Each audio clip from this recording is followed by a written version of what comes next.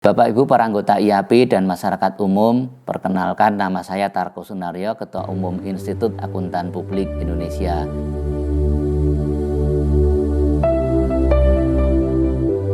Pertama, kami memperkenalkan IAP adalah organisasi profesi akuntan publik di Indonesia.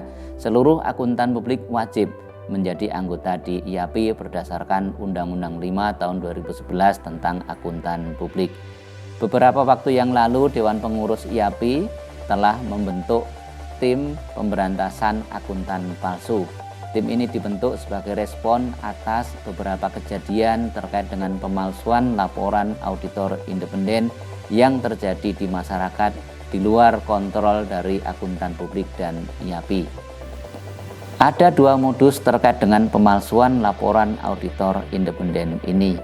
Modus yang pertama adalah seseorang mencatut nama dari akuntan publik resmi yang punya izin, seolah-olah akuntan publik tersebut menerbitkan laporan auditor independen, padahal sesungguhnya akuntan publik tersebut tidak mengetahui sama sekali kalau ada laporan auditor yang terbit atas nama yang bersangkutan. Modus yang kedua adalah ada oknum yang tidak bertanggung jawab, yang kemudian pura-pura seolah-olah orang tersebut memiliki izin akuntan publik atau kantor akuntan publik. Padahal kalau kemudian ditelusuri ke dalam direktori IAP atau ke dalam website PPPK Kementerian Keuangan, sama sekali orang tersebut tidak memiliki izin akuntan publik. Bapak Ibu sekalian, para pelaku usaha, para direktur, komisaris, atau masyarakat umum, dapat kami sampaikan bahwa profesi akuntan publik diatur di dalam Undang-Undang 5 tahun 2011. Di dalam undang-undang tersebut diatur bahwa izin diterbitkan oleh Menteri Keuangan setelah seseorang lulus ujian profesi akuntan publik yang diselenggarakan oleh IAP. Oleh karena itu, seseorang yang mendapatkan izin akuntan publik, orang tersebut harus menjadi member di IAP. Orang tersebut dibekali oleh IAP dengan sertifikat yang namanya sertifikat CPA. Orang tersebut kemudian juga tercatat di Kementerian Keuangan sebagai seseorang yang telah memiliki izin akuntan publik. Izin akuntan publik berlaku untuk jangka waktu 5 tahun dan setiap 5 tahun dapat diperpanjang sesuai dengan ketentuan yang berlaku. Suatu audit atas laporan keuangan ditandai dengan terbitnya opini auditor independen yang dilekatkan di dalam laporan keuangan yang diterbitkan oleh direksi. Oleh karena itu, pengguna laporan keuangan akan menerima dua laporan. Yang pertama adalah laporan keuangan itu sendiri, dan yang kedua adalah opini auditor sebagai laporan auditor independen dari akuntan publik. Kedua laporan ini yang kemudian nanti diterima oleh pengguna laporan keuangan, sehingga pengguna akan mendapatkan informasi yang kredibel yang dilakukan auditnya oleh akuntan publik. Akuntan publik pada saat melaksanakan audit harus mematuhi standar profesi akuntan publik, termasuk mematuhi kode etik profesi yang ditetapkan oleh IAP. Oleh karena itu, audit atas laporan keuangan tidak dapat dilakukan oleh sembarang orang, tidak dapat dilakukan oleh oknum-oknum yang tidak bertanggung jawab. Inilah kemudian esensi dari pengaturan di dalam Undang-Undang 5 2011 bahwa audit atas laporan keuangan harus dilakukan oleh orang yang kompeten.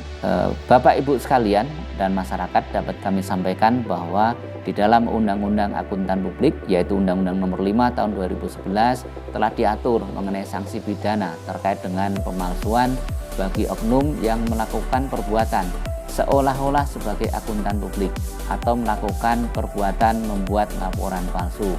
Undang-Undang 5 tahun 2011 di pasal 57 memberikan ancaman bagi seorang yang seolah-olah bertindak sebagai akuntan publik akan diancam pidana dengan penjara 6 tahun atau denda dengan jumlah tertentu.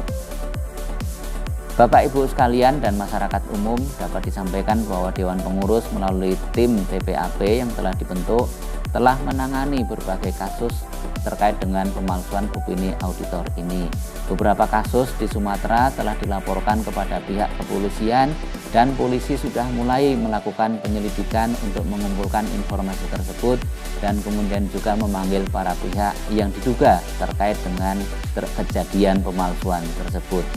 Selanjutnya, TPAP juga telah menangani berbagai informasi yang masuk dan kemudian juga melayani konfirmasi dari pihak ketiga. Ada beberapa laporan yang masuk memang benar, artinya bahwa laporan auditor itu betul diterbitkan oleh akuntan publik. Tim TPAP juga telah melakukan konfirmasi kepada para akuntan publik tersebut. Oleh karena itu kami menghimbau kepada masyarakat, kepada pengguna laporan keuangan, kepada pengguna jasa untuk hati-hati pada saat meng-hire akuntan publik untuk menghubungi langsung akuntan publiknya dalam rangka untuk menghindari terjadinya pemalsuan.